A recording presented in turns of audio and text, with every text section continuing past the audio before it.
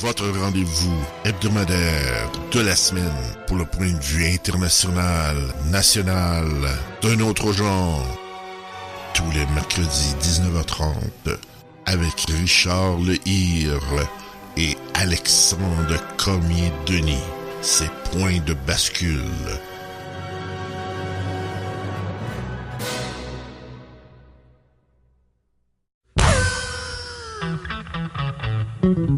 Tu manges du ginseng, tu pètes le jet set, ça a aucun bon sens, ça te chaîne des lunettes, t'es jamais content de ce que t'as, renifle ailleurs tout le temps, ou l'os sera plus gras, t'es un chien fou. T'es un chien fou qui court partout pour bâtir le pire des empires, t'hésiteras pas à hésiter encore longtemps. Un matin, en attendant, on s'occupe du Québec. Mais ça t'empêche pas, si tu es fédéraliste, d'être à la CAQ, je mets à leur place, là. Tu sais, je veux pas que les gens m'écoutent, les indépendantistes, qui voient comme là un mode d'emploi pour nous, les indépendantistes. Mais pour quelqu'un qui veut aller à la CAQ, il n'y a pas besoin. Autant qu'un fédéraliste n'a pas à laisser tomber son côté fédéraliste de la Fédération canadienne, c'est la même chose pour un CAQiste. S'ils ne font pas cette erreur-là, c'est déjà plié. S'ils font l'erreur, si la CAQ fait l'erreur d'aller prêter serment au Canada encore une fois pour essayer d'avoir le vote anglophone, et là, il pourrait y avoir quelque chose qui nous envoie dans le minoritaire. Ben, écoute, puis moi, je veux dire, c'est là-dessus que je tape. Vous savez, regarde, j'en fais plus quelque chose de discret, là, présentement. Moi, j'ai migré pour le moment, du moins, en direction de la Coalition Avenir Québec. Mais je demeure indépendantiste. Je demeure indépendantiste. Je pense qu'à l'intérieur de cette instance-là, il est possible, sur le moyen et le long terme, de parvenir à quelque chose d'intéressant. Du moins, dans un premier temps, de toute façon, le combat, on va se le dire, dans la société actuelle, on n'est pas orienté vers une indépendance directe. Ça ne se fera pas de façon frontale. Lisée ne le voulait pas. Nous l'a dit. De toute façon, il a senti un momentum qui n'est pas là. Il n'est pas capable d'en créer un non plus, un momentum. Et étrangement, moi je pense que sur le long terme, celui qui va être en mesure d'en créer un, c'est Legault. Mais tu sais que quand tu parles aux gens, il y a des gens qui vont voter, c'est tout, là, puis ils ne s'occupent pas trop de politique, mais parle à quelqu'un même qui s'occupe de politique, qui sont dans les instances municipales, même, il m'est déjà arrivé de parler avec des libéraux, là, des gens qui militent, qui sont au Parti libéral, Christian. Et ces gens-là, à un moment donné, ils disent ceci. Arrêtez donc d'en parler de l'indépendance, puis faites-la, de maintenant, on n'aura pas le choix, puis on va suivre. Donc, ce que je veux dire par là, c'est que Jean-François Lisée, les gens qui sont indépendantistes, qui sont encore vraiment militants au PQ, tout ça, il y en a qui vont regretter le fait que Jean-François Lisée mette de côté l'indépendance. Mais il a mis aussi, surtout, de côté le référendum. Et ça, vous savez, les gens ne veulent pas de référendum, veulent peut-être pas plus d'indépendance, mais pour eux, indépendance égale référendum. Donc, pour moi, c'est juste une bonne chose là-dessus. Il faut que ça cesse, ce référendisme. Écoute, Claude, je te propose qu'on prenne une petite pause publicitaire parce qu'on va essayer de jouer un petit peu avec le son pour booster ça, pour rendre ça plus agréable pour nos auditeurs. Je pense que c'est important, on le fait pour eux, d'abord et avant tout. Alors, on va prendre une petite pause pub de 2 minutes. On vous revient donc tout de suite après avec un peu de chance, un son de meilleure qualité. Merci.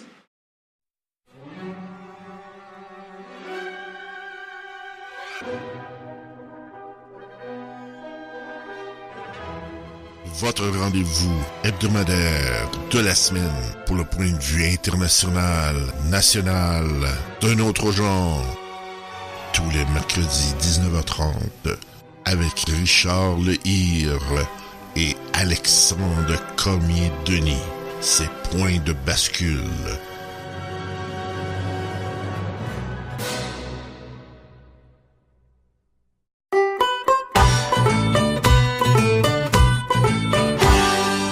Ici François Saint-Louis. Je vous attends ce soir à 21h pour votre édition du Journal du Soir. Au menu, les grands titres du jour en votre compagnie. Venez nous faire part de votre opinion sur notre ligne ouverte. Je vous donne donc rendez-vous en fin de soirée sur radioinfocité.com.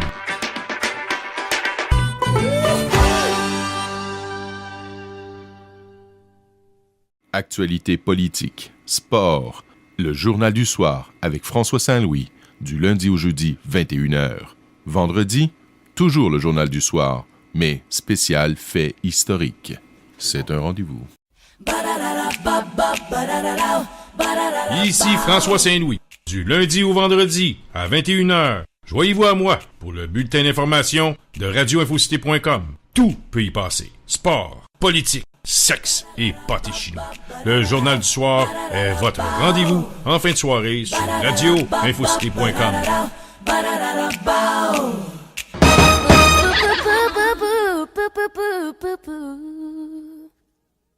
Ici Bernard Landry, vous écoutez radioinfocité.com.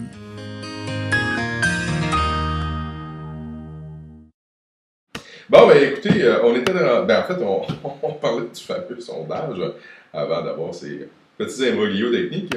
Et là, on s'entend en rétroaction. Merci. Alors, donc, PQ, qu'est-ce qui se passe avec Jean-François Lisée? Est-ce qu'il s'enligne directement, il s'enlise vers la porte de sortie? Ou, Lisée s'enlise? Il s'enlise ou s'enligne vers la porte de sortie? Qu'est-ce qui se passe? Est-ce qu'il va... d'après toi, là, Claude, est-ce que Jean-François Lisée, là, je te parle comme commentateur sportif, là, est-ce que tu penses que là, il va nous faire quelque chose dans les prochains jours, dans les prochaines semaines pour sortir le Parti québécois des limbes? Parce que, honnêtement, quand on regarde ce qui se passe, j'ai l'impression qu'ils sont plus nulle part. Là. Non, mais ça m'inquiète. Honnêtement, je suis très inquiet. Ben, ils sont plus nulle part à partir du moment... Moi, en tout cas, je ne m'entends pas, François.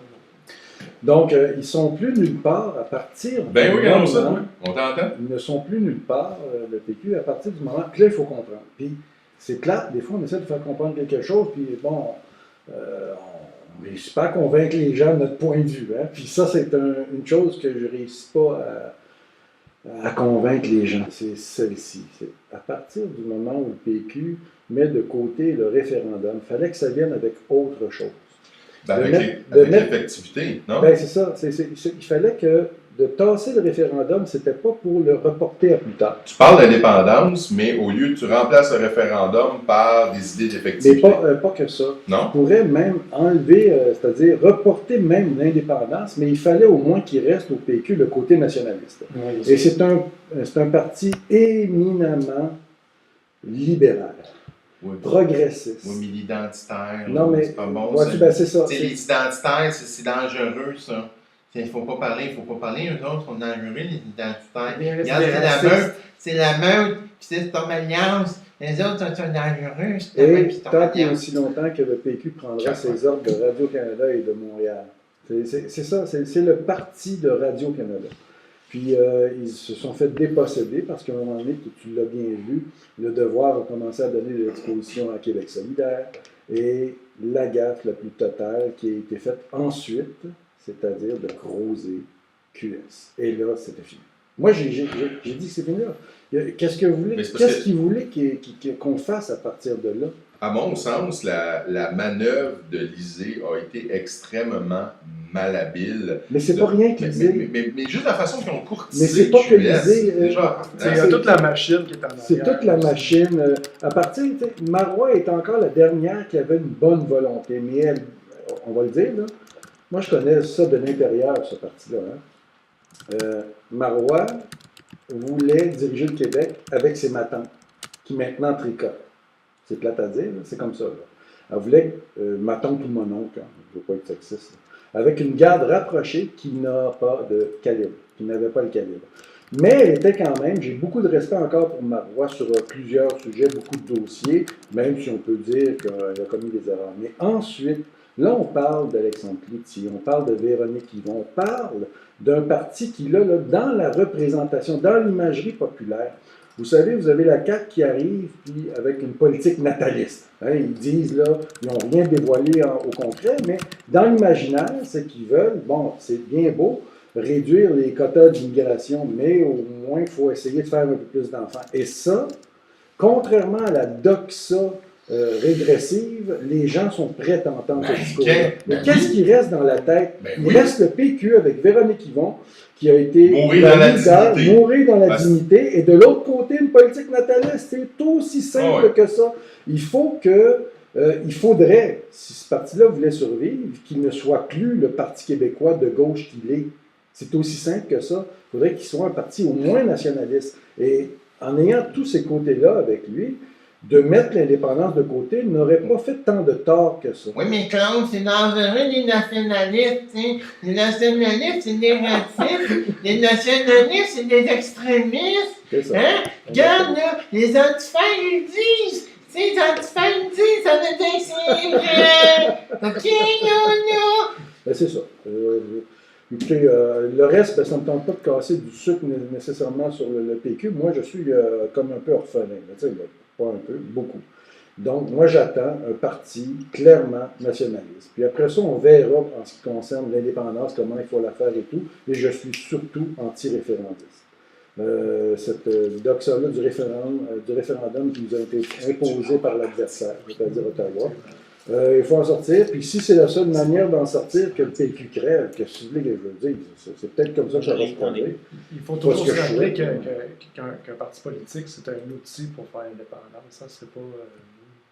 pour faire l'indépendance ou autre chose. C'est ça, exactement. En gros, c'est ça. Le PQ, maintenant, qu'est-ce qu'il peut faire? Il dit qu'il est au pied de la pente. C'est-à-dire, il est en bas, puis ça veut dire qu'il peut la remonter s'il se retrousse les manches. Puis bon, il se met des bons running shoes, des bons sous les scouts. Je ne sais bien pas quoi il pourrait inventer, parce que, mettez-vous dans la peau de quelqu'un qu'on approcherait. Hein? Par exemple, je t'approche, Éric ou Christian, puis je dis, bon, ben là, j'ai besoin d'un bon conseiller pour remonter la pente.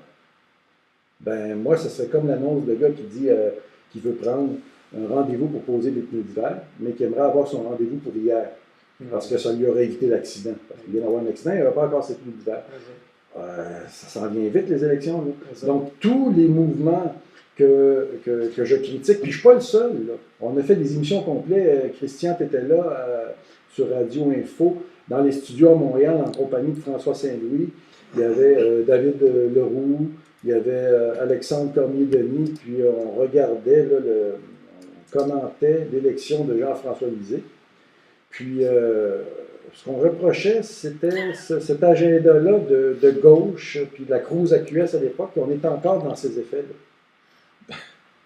Ben, écoute, moi, honnêtement, je te le dis encore une fois, je t'abasourdis. Ben, écoute, je suis conscient, je comprends le résultat, je le partage. Je partage entièrement même la lecture que tu fais, en particulier, comme je dis, à la Cruz de QS. Déjà, juste avant que la cour se formalise entre QS et le PQ, j'en avais déjà parlé, je l'avais déjà parlé dans une émission précédente.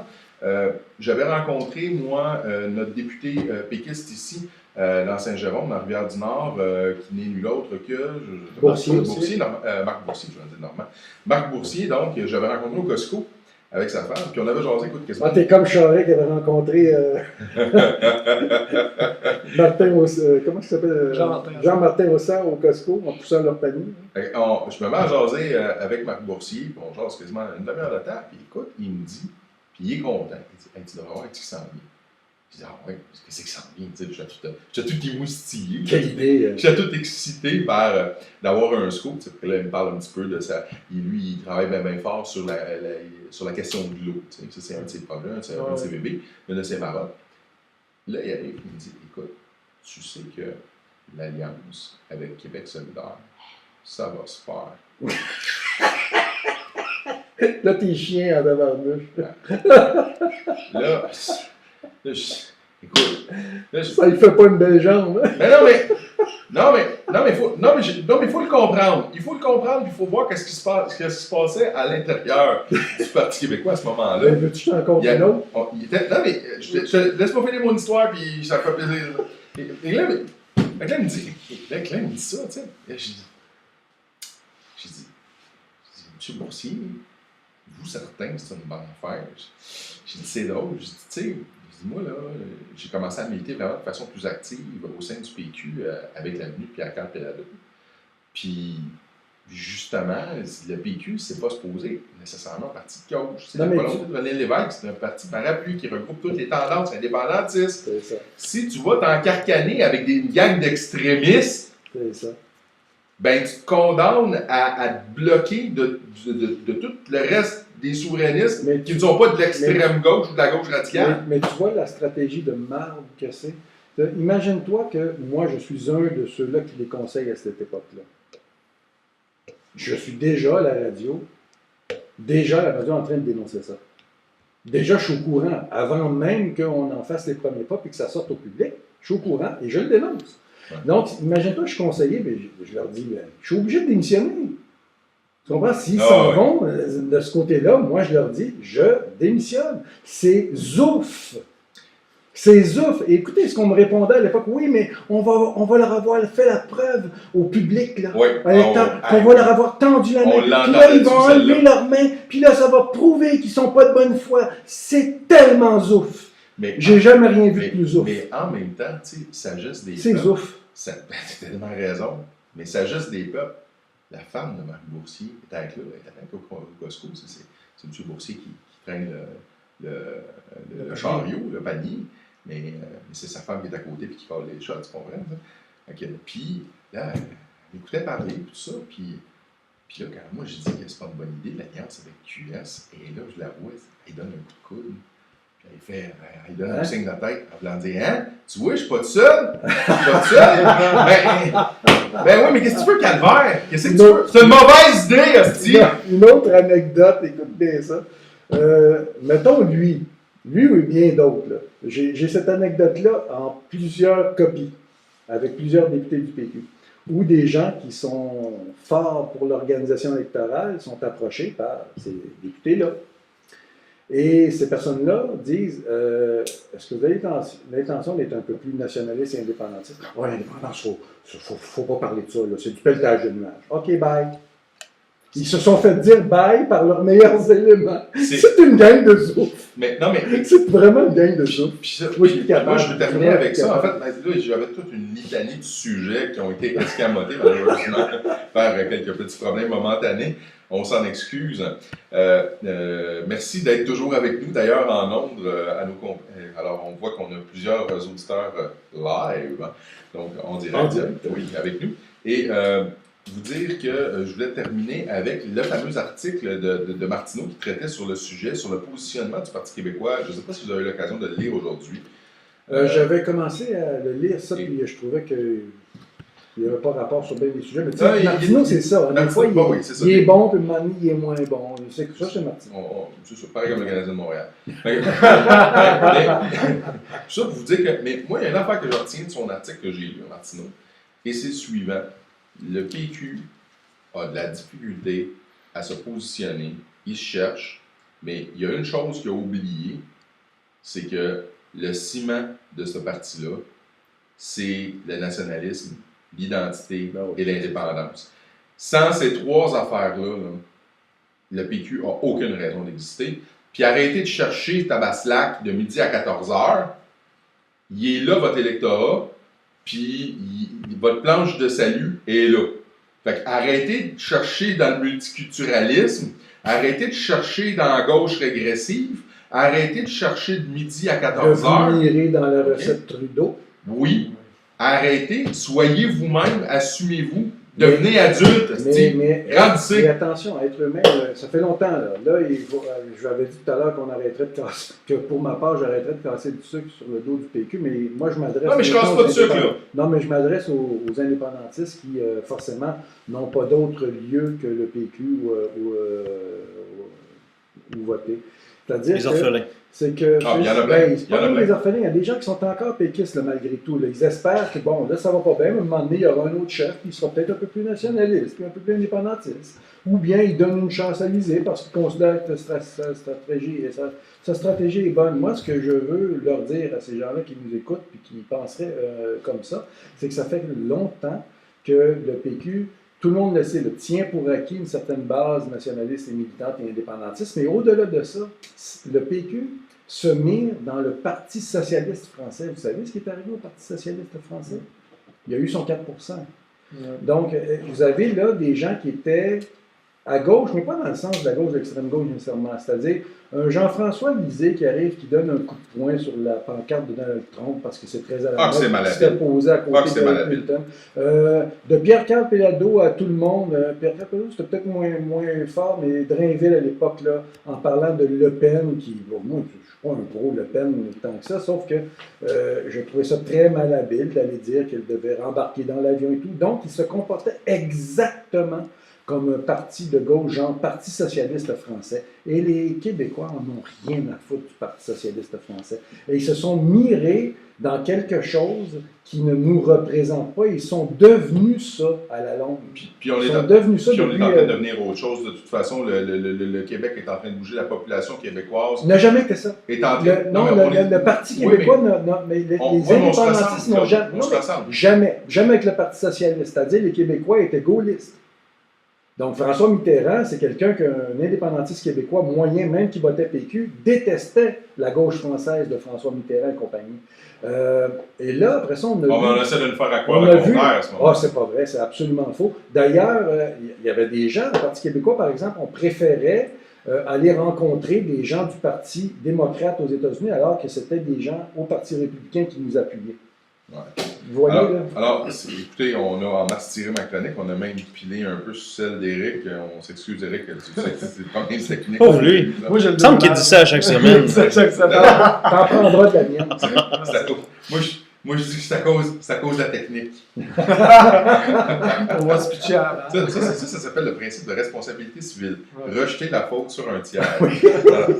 Juste dire très à la mode en ce moment. On a François Chartier, qui est un de nos auditeurs présentement, et il me demandait, entre autres, la rencontre avec Boursier, c'était quand? Si je me souviens, c'est fin avril, début mai.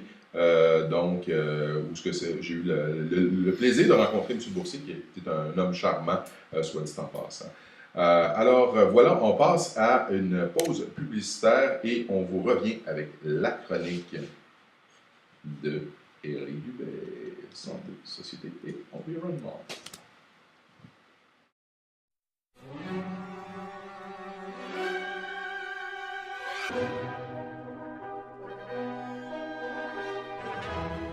Votre rendez-vous hebdomadaire de la semaine pour le point de vue international, national, d'un autre genre.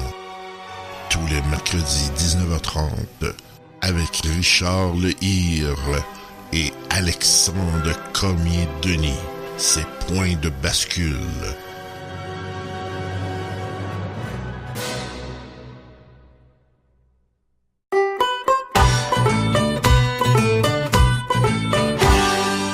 Ici François Saint-Louis. Je vous attends ce soir à 21h pour votre édition du Journal du Soir. Au menu, les grands titres du jour en votre compagnie. Venez nous faire part de votre opinion sur notre ligne ouverte. Je vous donne donc rendez-vous en fin de soirée sur radioinfocité.com.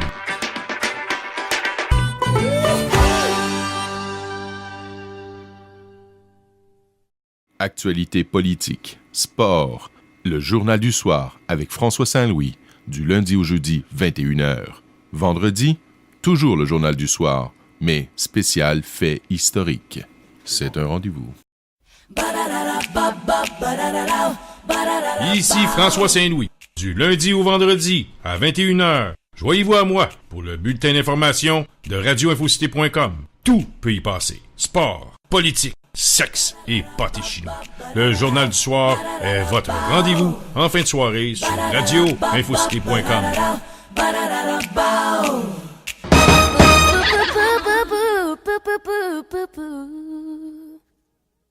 Ici Bernard Landry, vous écoutez radioinfocité.com.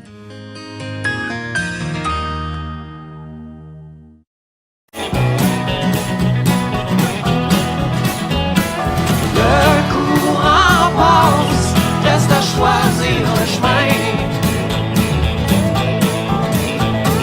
On branchera nos radars dans 220.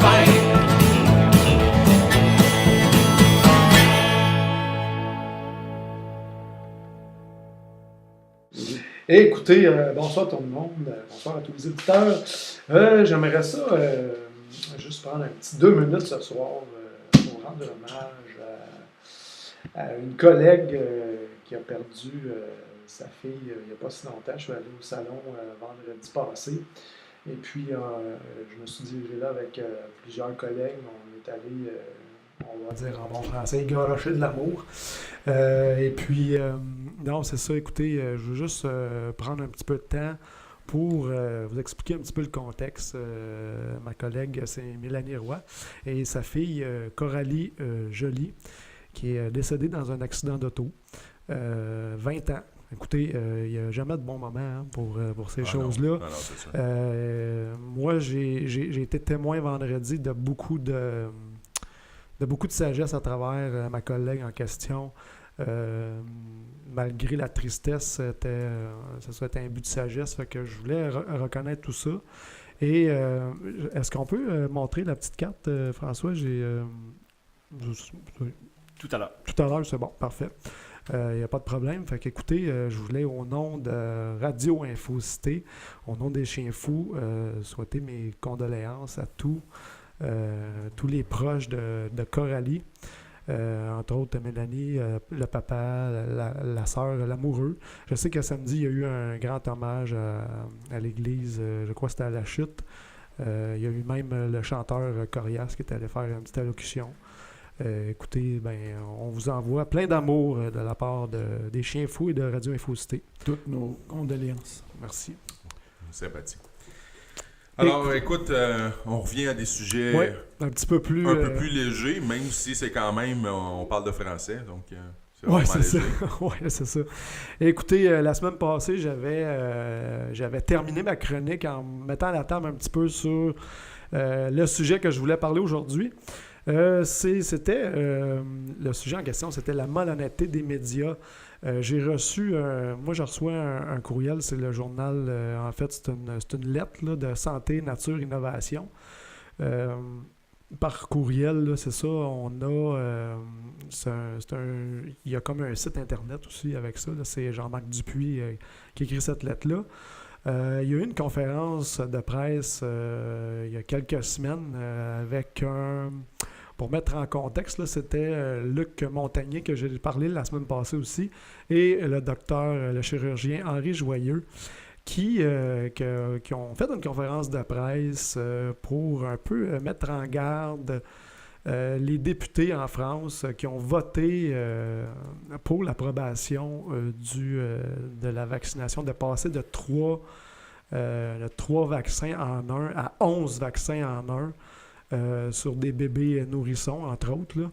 Je vais vous lire tantôt un petit peu le communiqué de presse parce que je trouve ça important que cette voix-là soit entendue. On entend toujours le monodiscours pro-vaccination et c'est ce médecin-là et ce chercheur-là qui n'est pas anti-vaccination. Qui ne sont pas anti-vaccins. Ils se sont fait déboulonner par les médias. Écoutez, quand je parle de Luc Montagnier, là, c'est un chercheur qui a travaillé pour l'Institut Pasteur, un professeur émérite qui a eu le prix Nobel en 2008 pour avoir trouvé le rétrovirus du sida avec une de ses collègues qui est Françoise Barré-Sinoussi, qui ont découvert le rétrovirus du sida. Écoutez, là, on parle de gens qui sont quand même crédibles. Là. C'est pas Éric Dubé, là, ici à Radio Infocité, là, qui dit ça. Là. C'est quand même des gens qui se prononcent et qui mettent en garde... Mais on parle de sommité, là. On parle de sommité mondiale. Monsieur Montagnier a encore des contacts avec des grandes universités américaines. Et puis Henri Joyeux, qui est un grand chirurgien, qui a eu un prix international de cancérologie. C'est ça, c'est un chirurgien. Et puis, ces deux messieurs-là, quand ils ont fait cette conférence de presse-là, ils ont été vraiment mal cités et mal... écoutez, là, je vais juste vous lire un petit peu ce qui s'est dit dans les médias quand j'ai fait un peu de recherche là, pour vous mettre en contexte. Là. concernant M. Luc Montagnier, Le Figaro titrait « Le lent naufrage scientifique du professeur Luc Montagnier ». Donc là, on commence par faire de l'agisme. On fait de l'agisme. Et puis, juste un autre exemple aussi.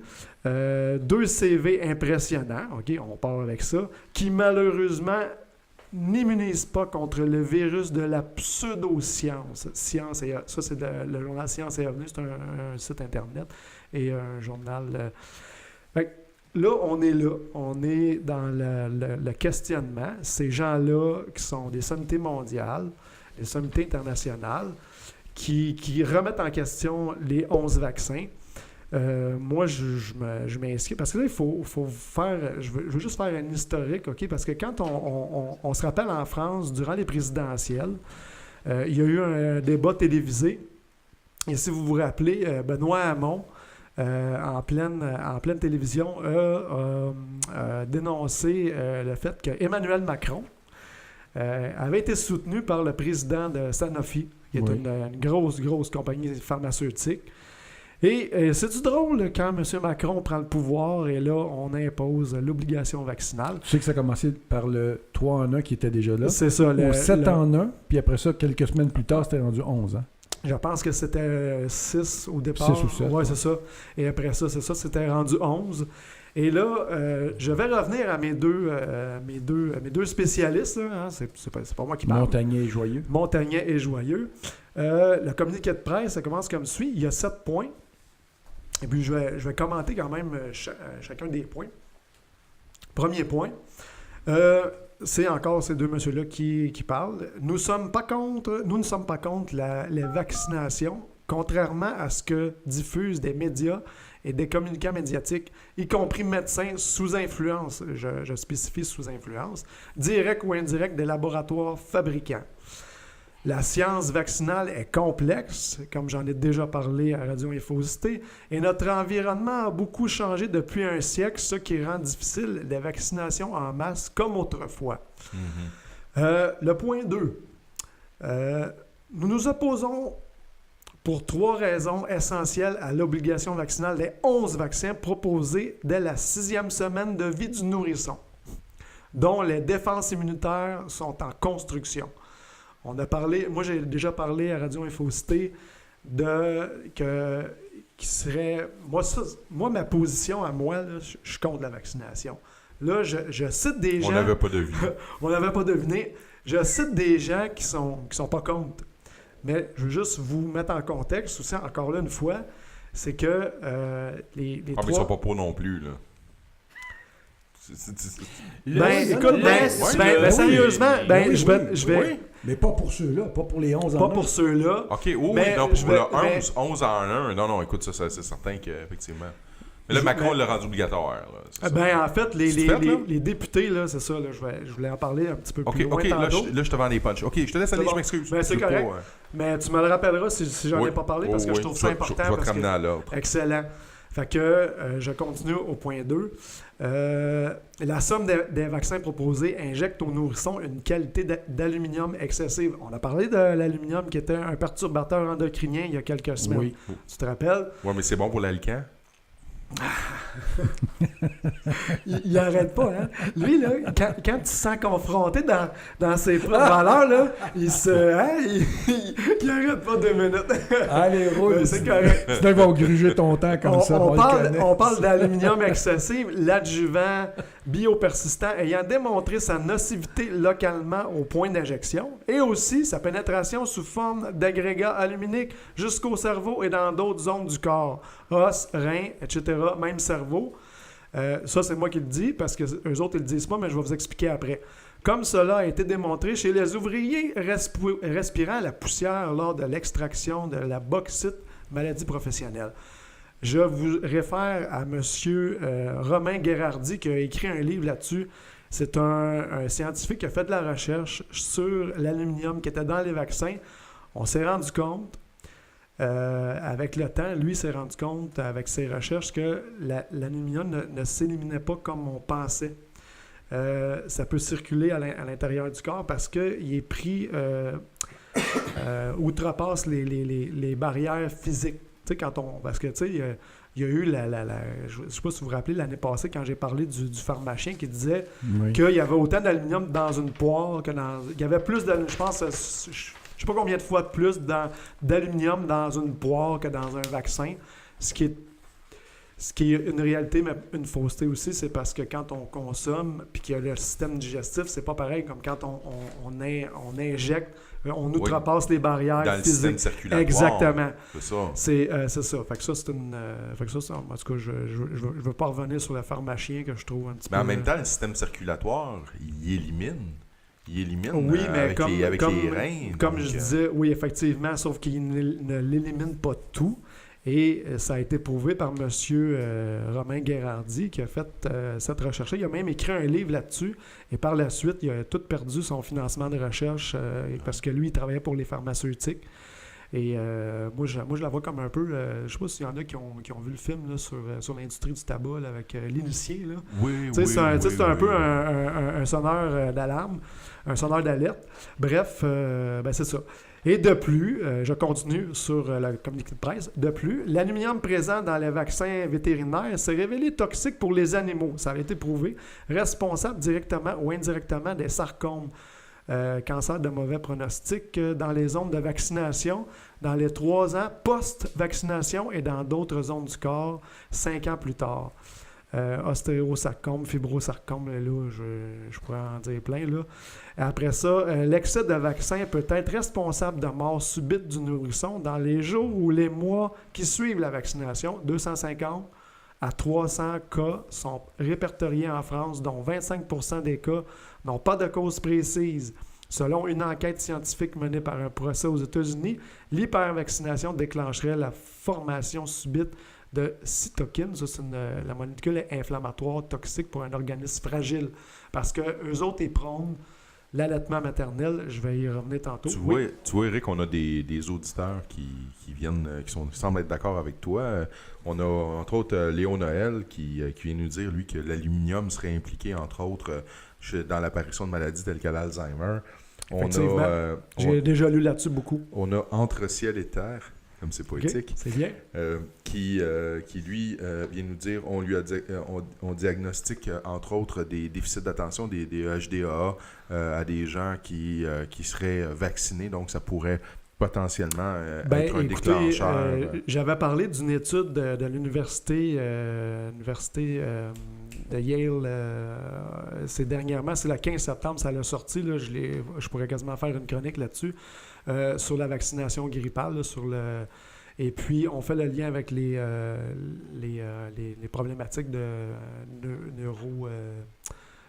en lien avec les TDAH et les problèmes, c'est ça. Le HDA. HDA, tous les problèmes. On parle pas d'autisme, là, mais d'autres problématiques au niveau du système nerveux. Là. Et je continue au point 3.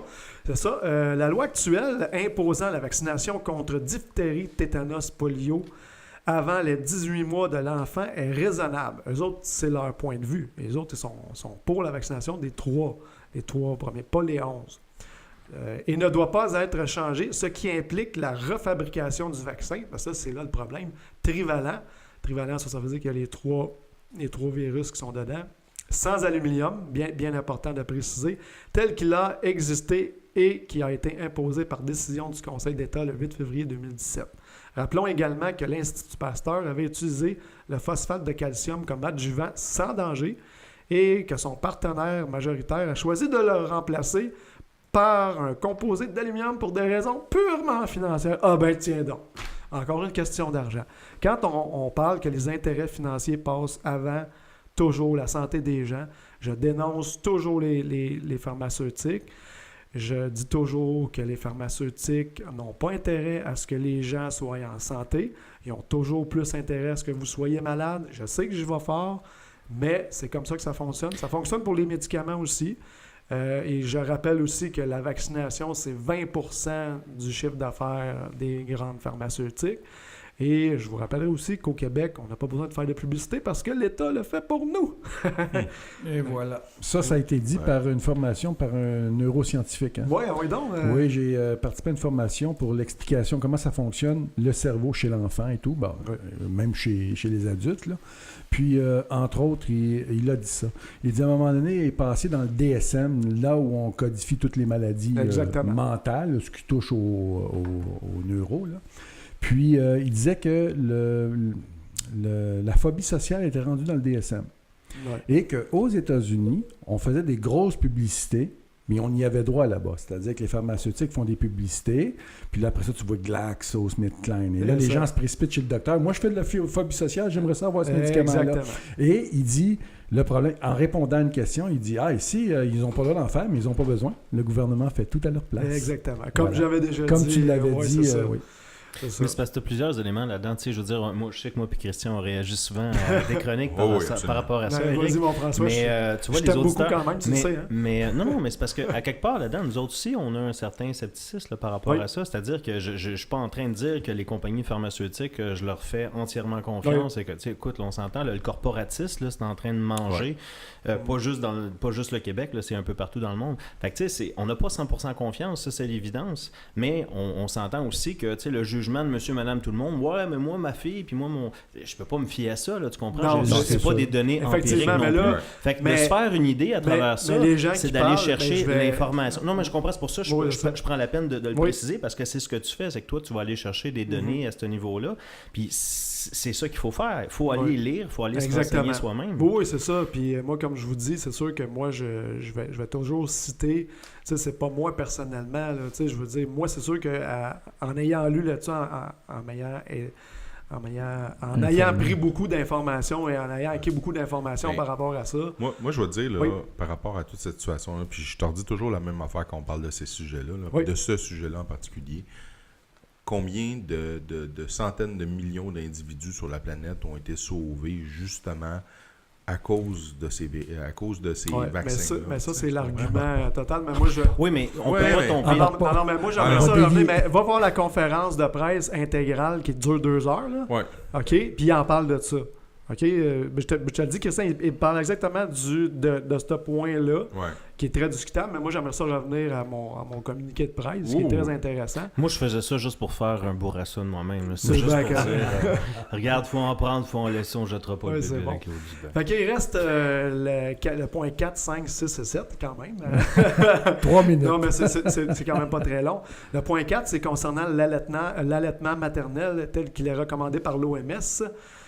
6 mois intégral et une année matin et soir avant et au retour du travail est l'idéal pour la santé du nourrisson et celle de sa mère quand elle est en bonne santé, évidemment. Il assure la défense immunitaire du nourrisson et évite les vaccinations précoces qui peuvent être prévues au-delà de la 2e année de l'enfant parce que eux, ce qu'ils préconisent, et ce qu'ils disent, et je suis d'accord avec ça parce que je l'ai lu par d'autres spécialistes, le système immunitaire n'est pas prête à recevoir une surcharge au niveau de vaccins aussi imposants comme ça. Jusqu'à l'âge de 2 ans, les enfants ne sont pas prêts à recevoir ça. Et bon, je pourrais parler pour d'autres cas de vaccination qui sont problématiques. Bref, je tombe au point 5. Le principe constitutionnel de précaution doit être mis en application à propos des vaccins qui doivent subir les mêmes contrôles que les médicaments avant leur mise en marché et doit rendre la liberté vaccinale à tous les Français telle qu'elle est appliquée en Suède, en Allemagne et dans d'autres pays du monde. Il y a même Mme Merkel qui a dit qu'elle était contre l'obligation vaccinale. Et puis, concernant aussi... les médicaments n'ont pas les mêmes... c'est beaucoup plus sévère au niveau de l'accréditation des médicaments. Ce que je veux dire, c'est que dans un vaccin, pour changer la composante du vaccin, comme que le vaccin n'est pas considéré comme un médicament au niveau légal, ils peuvent faire ce qu'ils veulent. Ils peuvent mettre n'importe quel produit, puis ça passe comme l'eau dans du bord dans la poêle. Il y a une culture de l'urgence dans le vaccin aussi. Exactement, c'est ça. Une culture de l'urgence, c'est-à-dire que toi, tu développes, mettons, un vaccin où tu vas développer quelque chose de nouveau pour le vendre. Alors, Excellent. Ouais, je comprends c'est quoi tu veux dire. Il y a la culture de la peur aussi. 6e point. Nous attirons en plus l'attention du législateur à propos du vaccin rare, le rougeole, oreillon et rubéole, qui injectent des virus atténués qui ne sont pas sans danger chez des nourrissons fragiles et imposent une vaccination au cas par cas.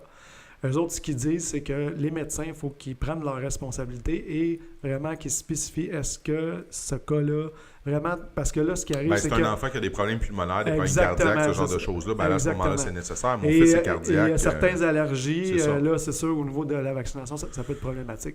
Point 7, nous demandons instamment aux parlementaires de ne pas voter cette loi qui va contre l'intérêt de la santé des enfants et impose aux médecins et aux familles un diktat industriel et administratif.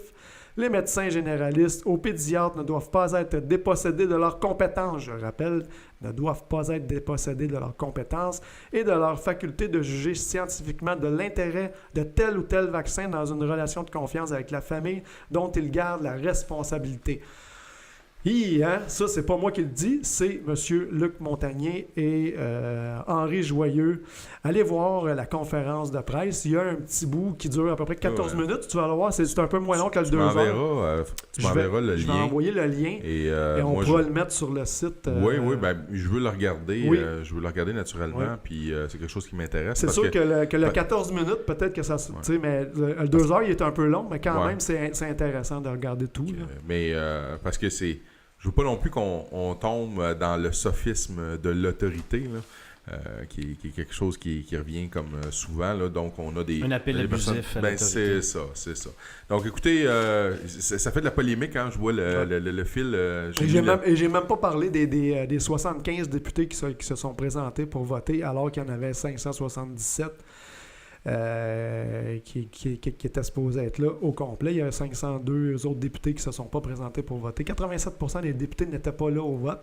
C'est comme si ce point-là n'était pas intéressant, n'était pas d'intérêt public, alors qu'il y a une pétition qui je pense, sont rendues à 1 million de signatures. Il y a 2-3 pétitions, là, je pense, qui sont en branle en France là, concernant ça, parce que là, je pense pour les nouveau-nés, tu vois, j'ai François Chartier qui nous dit ici colostrum, premier lait. Donc, c'est extrêmement important. Il y a les élevages animaux, bovins. On insiste beaucoup là-dessus, sur la transmission des immunités de la mère. Oui. Donc, c'est toutes des choses à prendre en considération. Écoute, Éric, vraiment une belle chronique. On te remercie. Beaucoup. On passe à une courte publicité et on vous revient avec la chronique, avec un peu de chance, on se croise les doigts, de Robert. Il est déjà là. Il est déjà avec nous, extraordinaire. Alors, courte pause publicitaire, on vous revient avec donc Bob Sirois.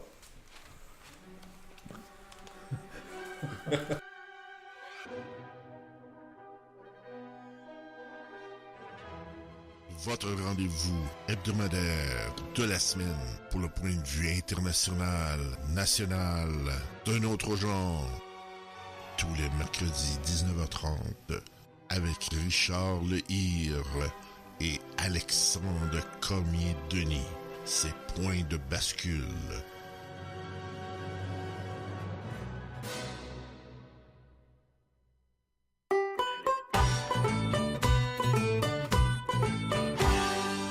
Ici François Saint-Louis. Je vous attends ce soir à 21h pour votre édition du Journal du Soir. Au menu, les grands titres du jour en votre compagnie. Venez nous faire part de votre opinion sur notre ligne ouverte. Je vous donne donc rendez-vous en fin de soirée sur radioinfocité.com.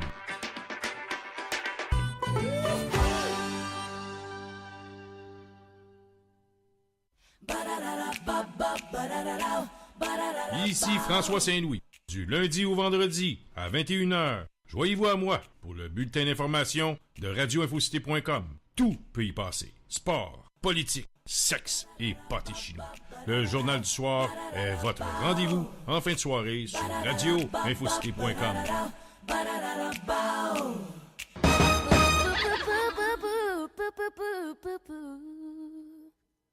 Actualité politique, sport, le Journal du Soir avec François Saint-Louis, du lundi au jeudi, 21h.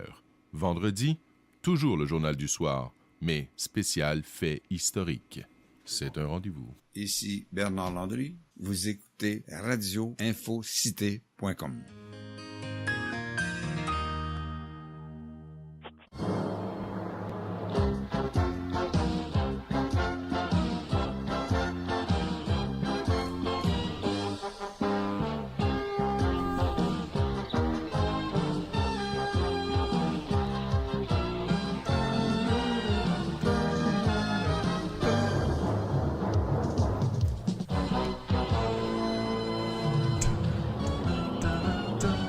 Hey, moi, je revis tellement mon enfance à chaque fois que j'entends ce thème-là. Là. C'est comme la soirée du hockey. Ah ouais! Avec nul autre que Robert Bob Sirois. Il est avec nous. Monsieur Sirois. Bonsoir, les gars. Salutations distinguées. Salut, Bob. Alors, Bob. Pardon? J'ai dit salutations distinguées à vous, très cher chroniqueur. Alors, Monsieur Sirois, vous allez nous parler d'un sujet chaud aujourd'hui. On parle donc de l'exclusion, l'expulsion, de bannissement des équipes, de l'ensemble des équipes russes aux Olympiques de Pyeongchang pour les Olympiques d'hiver prochains. En plein ça, la nouvelle est tombée vers 3 heures cet après-midi. Et puis, faut revenir, faut savoir que sont bannis pour ce qui a été fait avant 2015. Alors, il y a eu les Jeux olympiques de 2016, Jeux olympiques d'été à Rio, et la Fédération russe d'athlétisme n'avait pas le droit de participer aux Olympiques. Quelques athlètes avaient le droit de participer, mais sous le drapeau des Nations Unies. Fait que là, c'est rétroactif, Bob. Donc, c'est ça que tu es en train de nous dire, là. C'est à cause de choses qui ont été faites dans le passé. Récemment, il n'y aurait pas eu d'infraction de commise de la part d'athlètes russes, là. C'est pour du vieux stock. C'est en plein ça, c'est que écoute, ils sont un peu en retard avec cette décision-là. S'il y avait à les bannir, c'était à eux de les bannir directement aux Jeux de Rio. Et puis là, ils reviennent encore avec ça cette année. Et puis, faut comprendre que pas seulement que la Russie qui est là-dedans. Là. Les Chinois, là, et autant de dope avec les Chinois qu'avec la Russie, parce que plusieurs athlètes américains de d'autres pays aussi, mais là, on punit la Russie. Et puis, ça restera pas là, cette histoire-là, les gars. Là. Ça restera pas là. Savez-vous où a lieu la Coupe du monde de soccer l'été prochain? En Russie. En Russie. Ils vont-tu exclure l'équipe américaine, toi? Écoute, non, ils participent même pas cette année à la Coupe du monde. Si je me trompe pas, les Américains ne se sont pas classés, ce qui est un scandale aussi en Amérique, là, avec les États-Unis ne participent pas à la Coupe du monde. Mais écoute, j'ai bien hâte de voir la suite de ça, parce que dans les coulisses du monde, du mouvement olympique, de tout ça, là, il y a des pays qui sont très en avance sur le dopage. Et puis savez-vous que ça se fait tout au Québec, ça, hein? Ça se fait tout à Laval, avec Ayotte, à l'Institut Armand Frappier. Et puis, elle-même, à quelques reprises, elle disait elle-même qu'elles sont pas aussi avancées que l'aimerait être pour détecter toutes les nouvelles drogues qu'il y a sur le marché. Sur le marché, on parle bien pour les performances physiques des joueurs. J'ai déjà été dopé quand j'étais avec les Flyers de Philadelphie, les gars. Ben, t'as pris des sinutables? Non, mais les Flyers, Fred Shero avait ça. C'est pas lui qui avait inventé ça, c'était un médecin qui avait dit, on nous prenait une chapelle de sang au camp d'entraînement. Et puis, ils étaient tous marqués, identifiés, sang de Sirois, le sang de tous les joueurs. Et une semaine avant le début des séries éliminatoires, on nous remettait tout ce sang-là dans le système. Savez-vous ce que ça fait, ça? Non. Ça te donne un boost.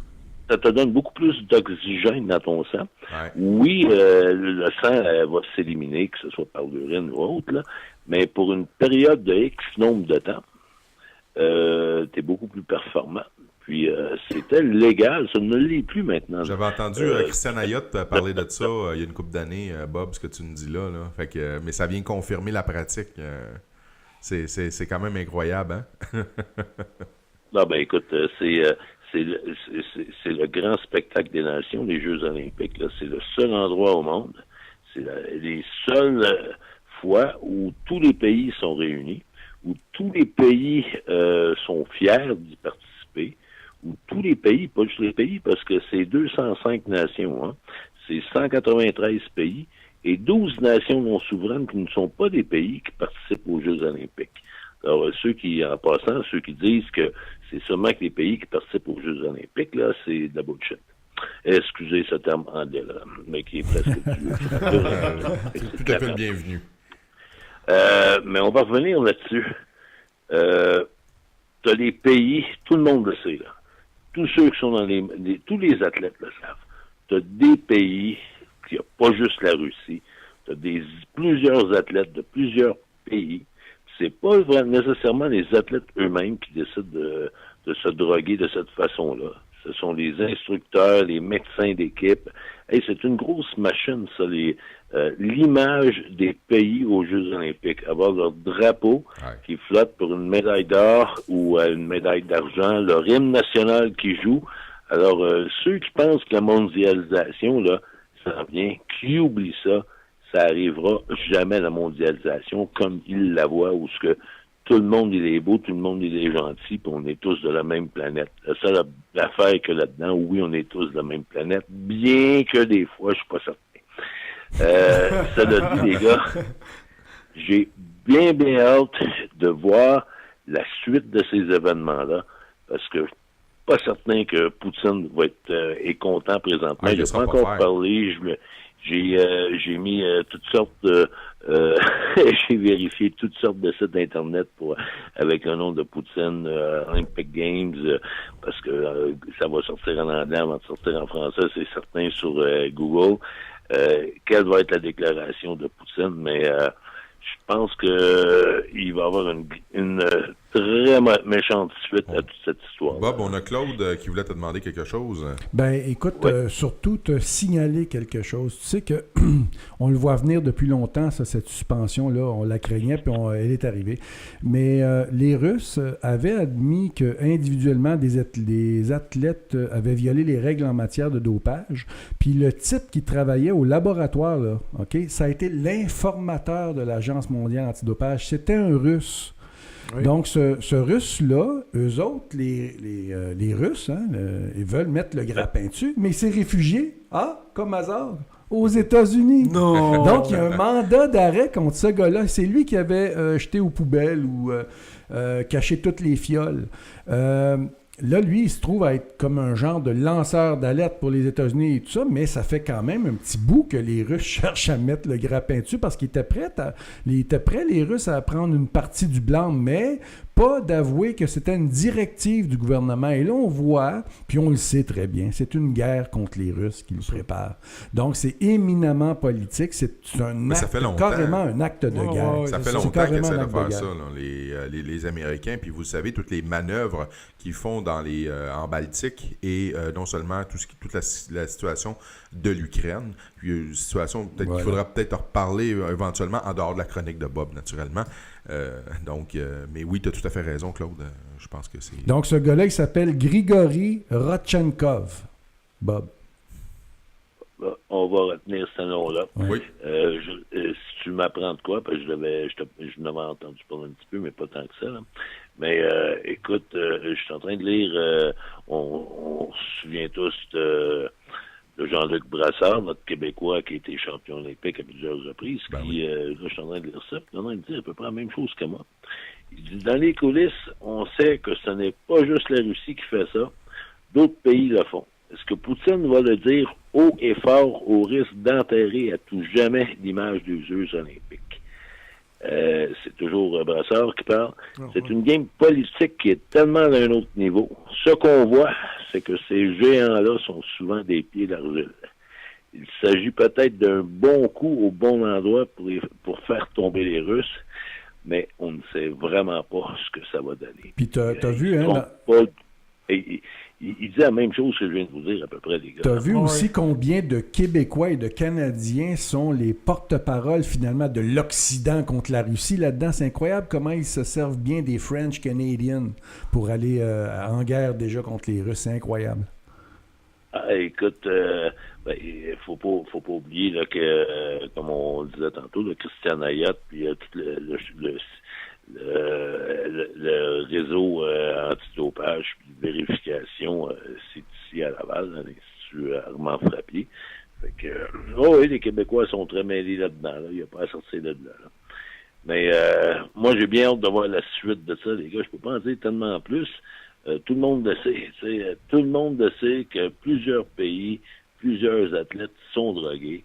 Et puis, à certains niveaux, avec des nouvelles drogues qui sont même pas testées à l'Institut Armand Frappé, qui ont probablement même pas d'idée que ça existe. C'est pas mes paroles. Moi, c'est les paroles de Mme Mayotte qui disait ça l'an dernier. Ce que je trouve fou là-dedans, Bob, là, c'est qu'on en parle...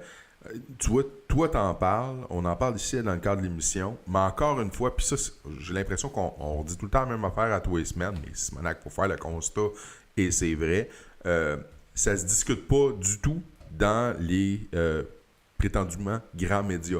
Fait que t'écoutes les grands réseaux de nouvelles, TVA, Radio-Canada, par exemple, au niveau télévisuel, mais t'as la même chose au niveau des radios. T'as pas le droit, t'auras pas la parole si tu veux pas bêler en même temps que les autres. Et ça, je trouve ça complètement fou de constater à quel point c'est nos médias en Occident, mais plus particulièrement au Québec, sont muselés et ne peuvent pas, sous aucun prétexte, aborder ce type de discours-là sans crainte d'être lourdement sanctionné. Parce que...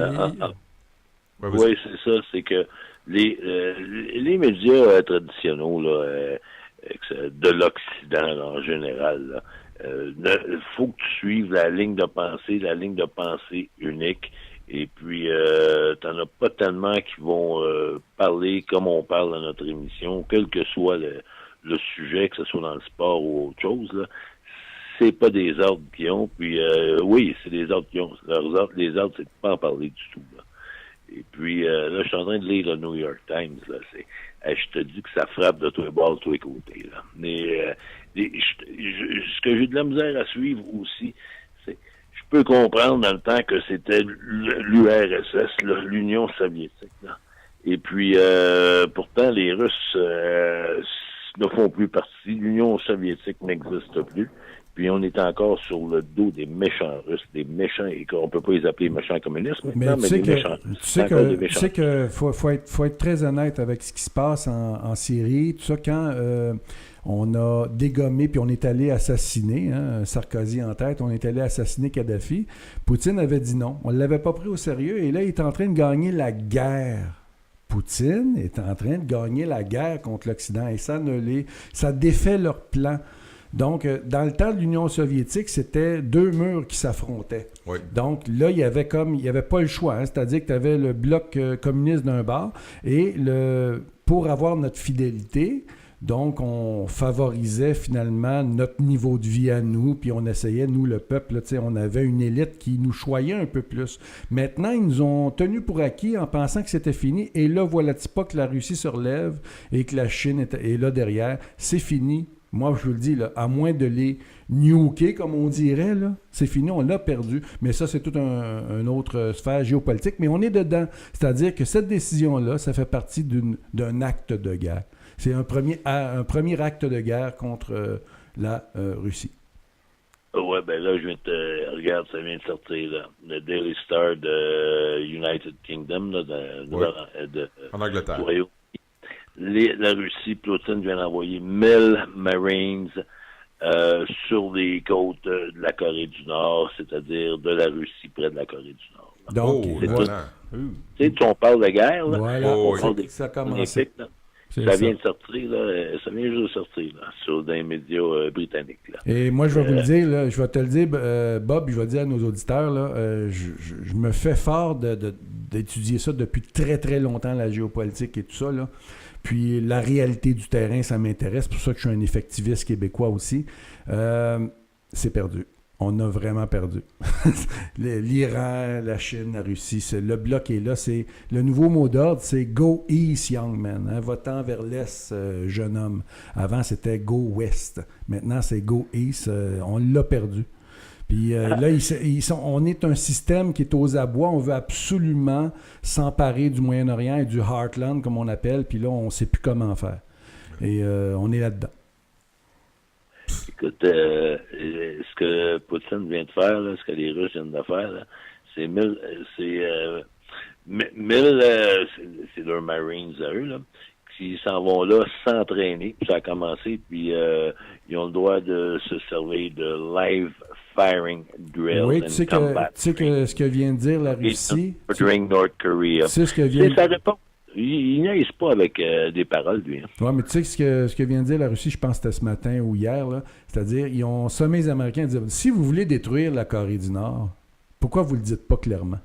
Et donc, vois-tu, là ils se sont fait faire ça. Là, c'est un acte de guerre là, de les bannir des Jeux olympiques. Puis là, ils sont en train d'envoyer un signal aux Américains que tu pourras pas détruire la Corée du Nord.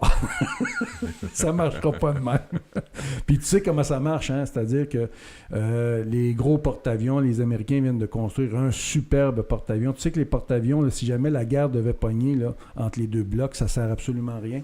Ils devraient rapatrier tout le porte-avions pas loin des côtes américaines parce qu'il serait systématiquement détruit. Ça vaut plus rien un porte-avions avec les guerres qui pourraient entre les gros empires. Ça ne sert qu'à aller impressionner des petits pays qui n'ont pas de pouvoir militaire. Ben, en fait, qui sont encore militairement équipés avec du stock des années 50, 60, 70. Mais avec les missiles qu'on a, puis les facilités d'aller détruire un porte-avions, là, Donc, pour moi, c'est fini. La guerre est finie. On devrait s'orienter vraiment dans une coopération à la place, là, et non plus jouer à cette guerre-là. Mais là, on rentrerait sur d'autres considérations, la force du dollar dans le monde et tout. C'est quand même spécial de voir à ce moment-là à quel point, comme sport et politique peuvent être ça va ensemble. Oui, tout à fait. Comme Bob l'a dit. Étroitement. Mais là, je sais qu'on sort du sujet, mais peut-être tantôt, Claude, j'aimerais ça que tu me parles de Flynn éventuellement, parce qu'il s'est passé de quoi aussi. Mais Bob, tu le dis souvent, hein? Tu le dis souvent que le sport et la politique, ça va ensemble, ça va de pair. Ah, c'est directement relié, je le dis depuis tout le temps. Écoute, le sport, c'est, puis je vais le répéter encore une fois, le sport, c'est la grandeur d'un pays, c'est son drapeau, son hymne national et les victoires qu'ils peuvent remporter sur l'échiquier mondial. C'est une guerre, quelque part, les Jeux olympiques, faut pas se tromper non plus, hein. Écoute, j'ai vu pour la première fois cette année des gradins, là, souvent dans les stades de la NFL, la Ligue nationale de football, des bouts de gradins vides parce qu'il y avait une... Tu sais, Black Lives Matter, là, avec les gens qui se mettaient à genoux. Du genou à terre. Là. Et ça leur fait mal incroyablement parce que les Américains ne prennent pas ça. Hein, c'est le drapeau, mais malgré ça, ce qui est couvert dans les médias, CBS, ABC, NBC, quand ils couvrent ça, ils couvrent avec une couverture positive envers les joueurs qui mettent le genou à terre et défavorable au gouvernement. Mais c'est la raison pour laquelle ils n'ont pas vu venir l'élection de Trump. Hein? Il fallait simplement aller dans les stades américains pendant les élections pour voir que Trump avait gagné. C'était simple. Tu voyais rien qui regardait ça, tu voyais une photo, à un moment donné, il mettait une image de Clinton, ça huait, puis il mettait une image de Trump, puis ça applaudissait. Puis ça, c'est Bob toi-même aussi qui me l'a dit. Il y a eu plusieurs reportages. Il s'est passé, je sais pas si vous en avez parlé, j'ai pas écouté votre émission, les gars. Là, je suis en train de travailler, j'ai un document à présenter demain, là, puis je suis en train de me reviser. Ça n'a pas trop bien été, Trudeau, aujourd'hui, en Chine, non? Petite patate? Petite patate? Juste un? Juste un?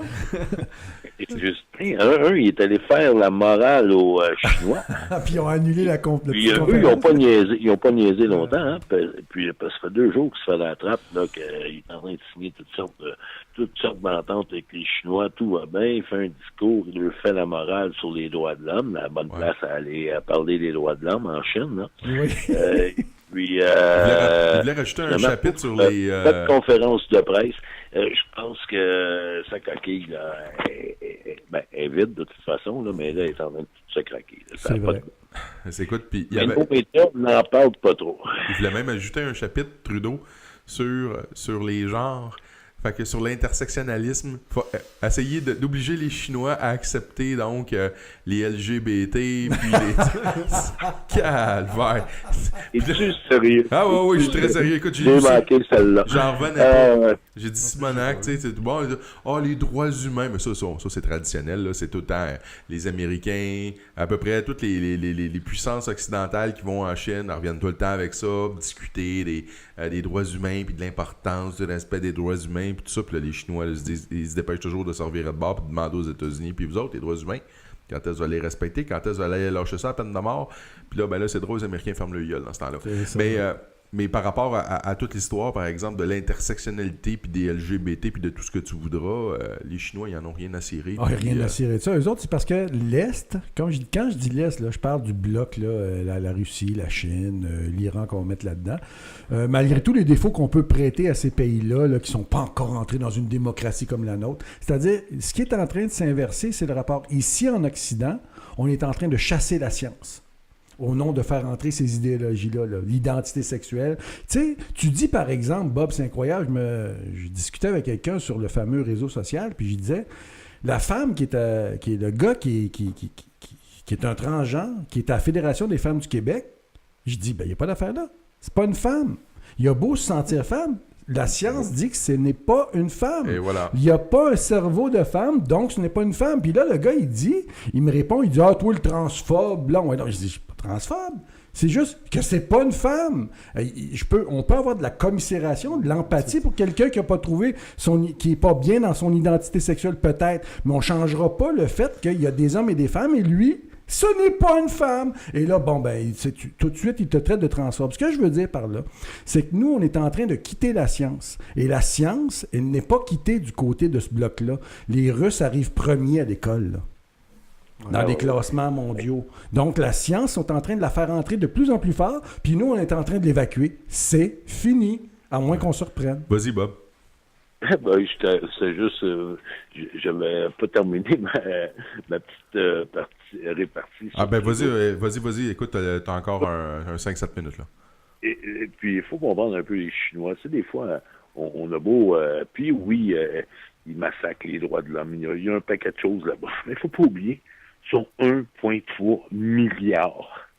Tu vois-tu, Trudeau, président de la Chine, avec 1,3 milliard de Chinois. Arrête, tu vas me faire broyer. Ça règle la question tout de suite, là. T'as absolument raison. Écoute, c'est tellement pathétique là, d'aller leur faire la morale ces droits de l'homme. Mais d'ailleurs, on a fait des guerres au nom des droits de l'homme. Mais y a-tu versé une petite larme là-bas? Je sais pas. Il est comme parti là-dessus depuis une couple de semaines. Trudeau qui pleure. Ouais. En tout cas, les gars, c'est à suivre l'histoire des Russes. Ça va débouler cette semaine. Il n'y a pas à sortir de là. On va suivre ça de près, puis on va être là pour en reparler avec toi la semaine prochaine.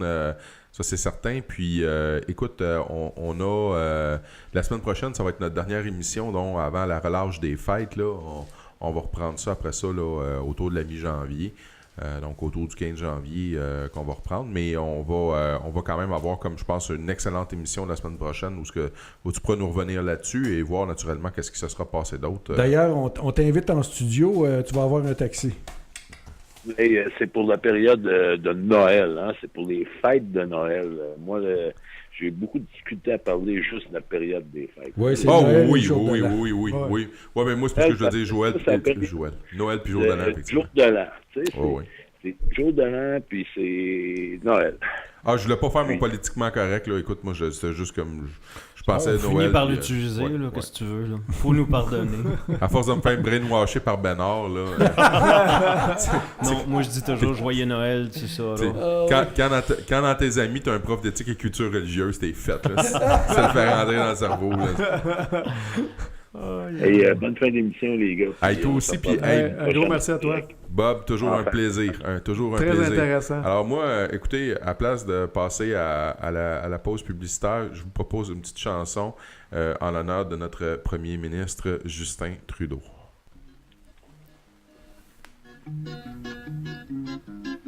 La petite patate. Ah, c'est ça? La petite patate.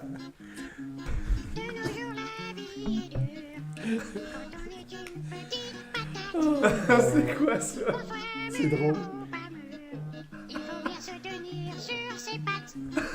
Il devrait faire venir Patachu. Il est parti avec Julie. Une patate comme moi. Si tu veux pas finir à la casserole. Claudia chante à mon fils. La. Comment ça tu connais ça, toi? J'ai eu des enfants. Je connais pas ça.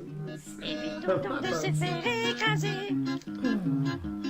Alors mon petit gars, si t'es une petite patate comme moi, je je te conseille de courir vite. Si tu veux pas finir taillé en frites.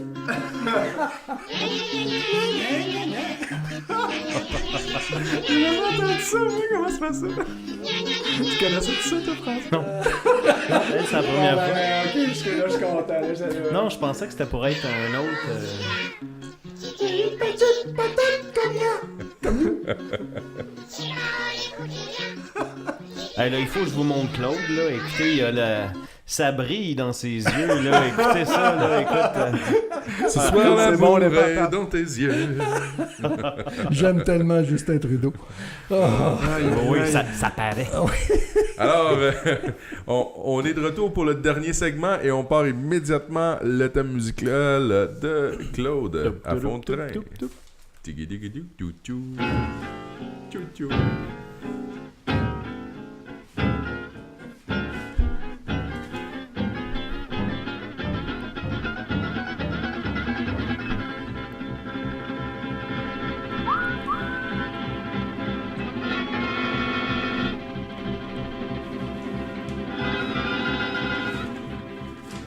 Hey Claude, tu nous parlais tantôt de la nouvelle présidente de la Fédération des femmes du Québec, Mme Bouchard. Tu sais, les gens commencent, mais vraiment, ça fait tellement longtemps que je suis sur ce dossier-là.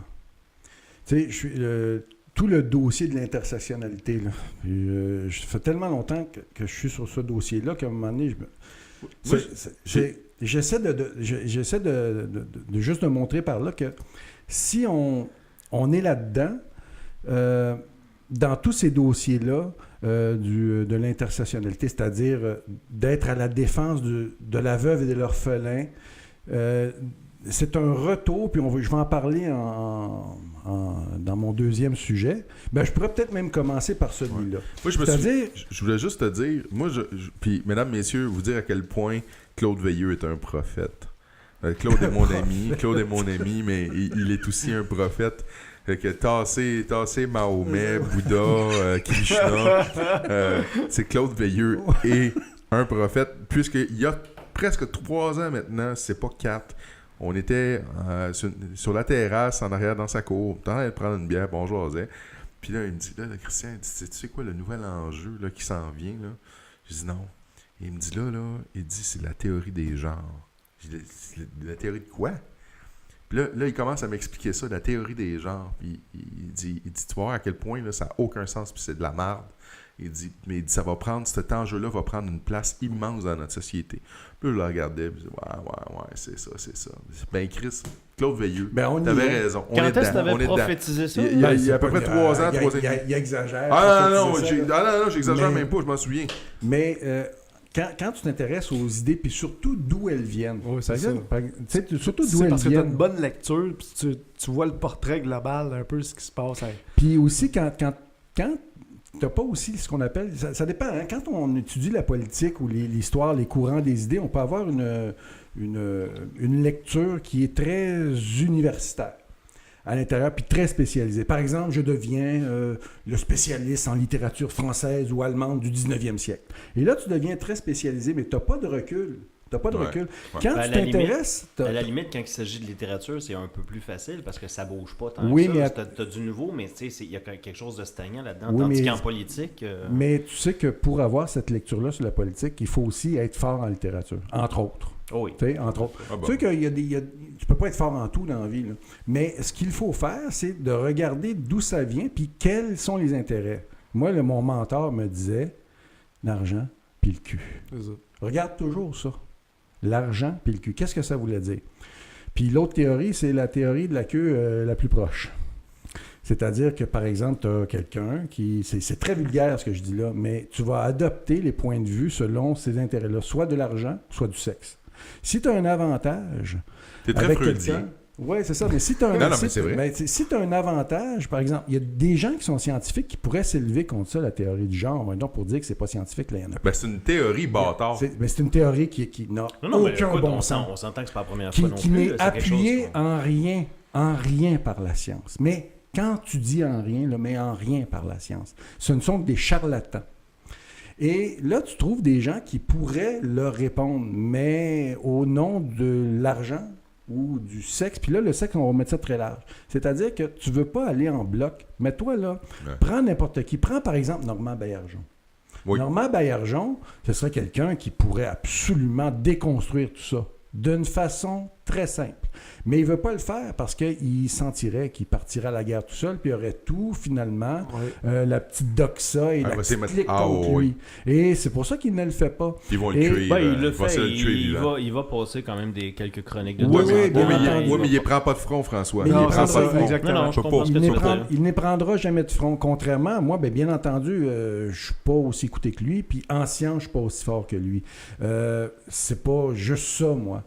Ce que je regarde, c'est politiquement pourquoi ça arrive et par qui aussi c'est financé. D'accord? Il faut remonter beaucoup plus loin que le 10 ans, le 15 ans, le 20 ans. Nous, en somme, c'est les idées libérales. En France, il y a un type qui s'appelle Jean-François Kahn. Je ne sais pas si vous connaissez Jean-François Kahn. Jean-François Kahn a été propriétaire, rédacteur en chef d'un magazine qui s'appelait, entre autres, il a fait bien des choses, c'est un journaliste et écrivain qui s'exprime des fois le samedi matin en direct de Paris à Joël Le Bigot. Il donne des petites chroniques, des fois qui vont durer 3-4 minutes à peu près. Là. Jean-François Kahn était propriétaire du magazine Marianne.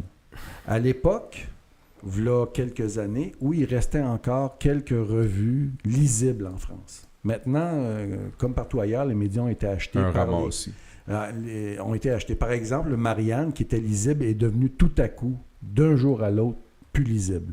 C'était rien que la propagande néolibérale, puis libéraliste, gauche régressive et tout. Et du temps qu'il était là, c'était quand même une revue qui était quand même, qui valait la peine de lire.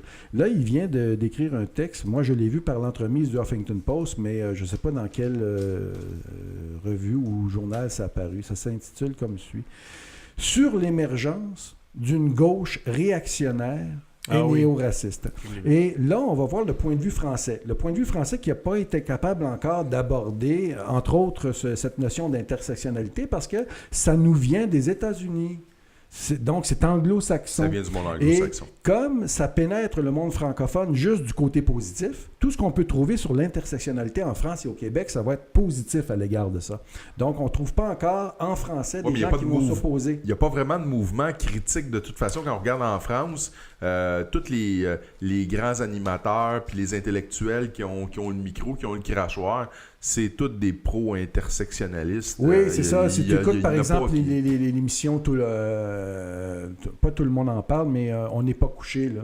Celui qui était là un petit peu avant, là, quand Zemmour et Nolot sont partis, là, il est arrivé un grand cheveu, un genre de grand cheveu long, le belle gueule, tout ça, qui est là-dedans. Essentiellement, c'est lui qui se faisait le porteur, entre autres, avec bien d'autres. Là. Le porteur de ces idées-là, il n'y avait personne vraiment pour leur donner la réplique. Sauf qu'en France, ces idées-là, ça passe très, très mal. C'est vraiment pas français. Avec raison. Alors, il parle d'un glissement. C'est-à-dire, lui, je donne une perspective franco-française, d'accord, de comment ils sont en train d'appréhender ces mouvements-là, le transgenre et compagnie, puis tout ça, puis les toilettes unisexes, etc. Puis le racialisme qui est en train de revenir, hein, pas le racialisme, le racisme qui revient par l'antiracisme. En gros, il s'opère, selon lui, un glissement. On passe de la social-démocratie à des gens qui ont une position sociale libérale, mais surtout plus libérale que sociale. Vous savez, quand nos auditeurs, là, qui sont intelligents, parce que moi, beaucoup de nos auditeurs là, sont sur Facebook, puis je vais cliquer « j'aime » sur des trucs. Non, mais c'est du monde allumé. C'est du monde allumé, et qui ont bien compris que la gauche est l'idiote utile de ce monde libéral-là. Ben, concrètement, c'est clair que c'est... la fameuse phrase là, de Pasolini là, qui dit que comme la gauche a plus de pouvoir sur l'économie, ben, elle va chasser des antifascistes qui n'existent pas. C'est ça, chasse aux sorcières. Des fascistes qui n'existent pas. Donc, lui, en France, dit, on passe de la social-démocratie à des gens qui sont, mettons, à gauche ou centre-gauche, à des gens qui sont dans une position sociale libérale. Et là, par exemple, pensez autant à Valérie Plante ici, là, par exemple, qu'à Denis Coderre. Même combat. Hein? Sur ces positions-là, même combat. Et la gauche, plus l'extrême gauche, développe une sensibilité qui lui qualifie de néo-réactionnaire. sais, on va accuser quelqu'un d'être réactionnaire, quelqu'un qui a un conservatisme étroit, quelqu'un qui veut revenir à un passé, là, qui accepte pas le progrès, d'accord? Donc, moi, on va souvent me traiter de réactionnaire, d'accord? Mais t'en es un, on t'aime pour ça. Oui, c'est ça, exactement. Moi, je suis assez assumé là-dessus. Sauf que là, c'est la gauche qui, selon lui, et l'extrême gauche, qui développe cette sensibilité néo-réactionnaire. Ouais. C'est une nouvelle réaction. Donc, un néo-mécartisme, chasse aux sorcières, comme tu viens de le dire tout à l'heure. Un néo-racisme, d'accord? La race et la religion sont au-dessus de toute forme d'universalité humaniste, démocratique et républicaine maintenant. C'est-à-dire, on érige les hommes contre les femmes, les noirs contre les blancs, puis ainsi de suite. Puis plus qu'on morcelle, puis plus qu'on fait des groupuscules, mieux c'est pour les tenants de cette vision-là du monde. Et par exemple, ce néo-racisme-là, tu sais, quand moi je parle d'intersectionnalité, je sais d'où ça vient. Ça vient des États-Unis, c'est-à-dire, c'est mal maintenant d'être ce qu'on appelle aveugle de la couleur. Ça a toujours été ça, c'est-à-dire, dans un certain universalisme humaniste et démocratique, c'est que si tu as un noir devant toi, tu n'as pas d'abord un noir, tu as un être humain. Ben oui. D'accord? Ben oui. Ça a été ça toujours, c'est-à-dire le ciment. C'est-à-dire, l'histoire n'est pas linéaire. On peut progresser, puis à un moment donné, on peut retomber. Une crise économique, puis ça y est, là, tous vos beaux projets, des fois, peuvent tomber à l'eau. Puis on revient dans une plus grande période de noirceur. Alors, là, il ne parle pas de toute la gauche ou de tous les gens qui sont à gauche. Il faut faire attention parce que lui-même est plutôt gauche, centre-gauche, d'accord? Donc, en qualifiant cette gauche-là, par exemple, qui revient avec ces idées-là, mais lui n'a pas prononcé le mot intersectionnalité, entre autres. La gauche, comme moi j'appelle la gauche dildo. Là. D'accord. Lui, ce qu'il fait, dans la perspective franco-française, il perçoit tous ces changements-là politiques qui se passent. Par exemple, la mairie de Paris qui arrive avec l'écriture inclusive, hein, il n'en parle pas, mais comme Français, je le vois, je me tiens beaucoup au courant de ce qui se passe en France avec des gens, tout ça, et eux autres perçoivent ça, et ça... Pour beaucoup, ils ne l'acceptent pas. Mais lui, ce qu'il parle... Ils veulent le faire entrer dans leur matrimoine. Voilà. Et là, matrimoine ou matrinone. Et il parle aussi d'apartheid inversé. C'est-à-dire, par exemple, de dire que je vais faire quelque chose juste pour les Noirs puis les Blancs en arrière, comme on a vu, tout ça, de ségréguer. C'est-à-dire que c'est rendu la gauche qui combat le racisme, qui revient avec des idées de ségrégationnisme.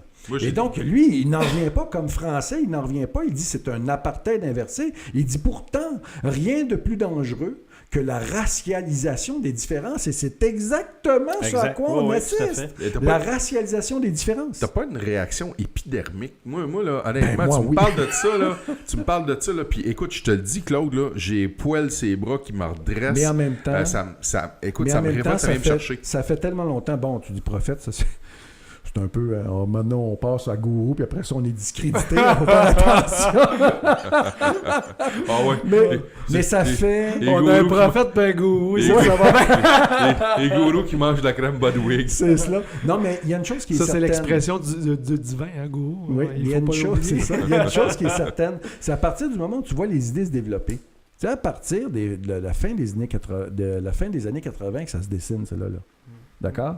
Depuis 14, 15, 16 ans, je suis éveillé politiquement. Là. Ça fait pas de... J'ai 53, là. D'accord? Donc, toutes ces idées-là, ça n'a pas changé au fil du temps. Ma pensée s'est affinée, bien entendu. J'ai lu plus de livres, j'ai jasé plus, j'ai discuté.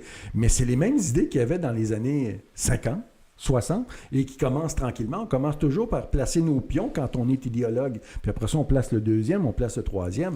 Mais je vais revenir à Jean-François Kahn. À cette gang-là qui a réussi à mettre les leurs à leur pion, par exemple, c'est incompréhensible que la société ait accepté qu'un groupe aussi marginal et rétrograde soit en mesure d'imposer son dictat, sa vision, sa doxa sur le reste de notre société. Et que tu sais que... Tu sais, par exemple, que j'ai toujours été un grand auditeur de Radio-Canada longtemps. Je savais qu'il travaillait contre cette idée d'indépendance, tout ça, mais quand même, on y trouvait tout le temps des bons points de vue.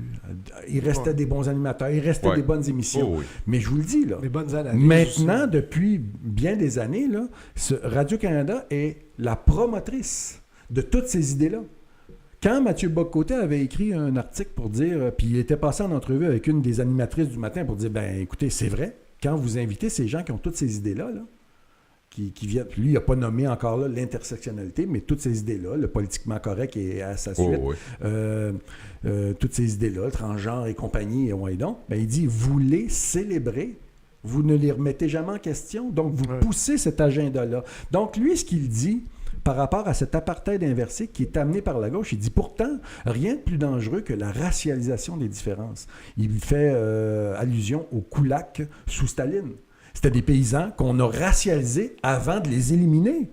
C'est-à-dire, on ne pouvait pas éliminer des paysans, donc on a dit, vous êtes comme une race, vous autres, une race à abattre. Ensuite, il y a eu les Hutus-Tutsis qui ont été racialisés, c'était le même peuple.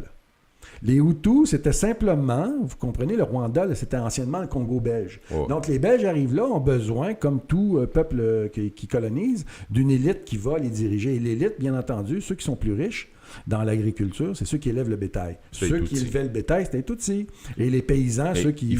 Les Belges, ça donnait à de la sélection génétique, comme ils faisaient avec les animaux. Donc, ils prenaient des gens de la communauté Hutu, ils les faisaient se reproduire ensemble parce que supposément, ils étaient plus beaux et il y avait des attributs intellectuels. Oui, mais c'est des Hutus qui faisaient reproduire ensemble pour créer des Tutsis. Oui, c'est ça, exactement. Et c'est comme ça qu'ils ont comme...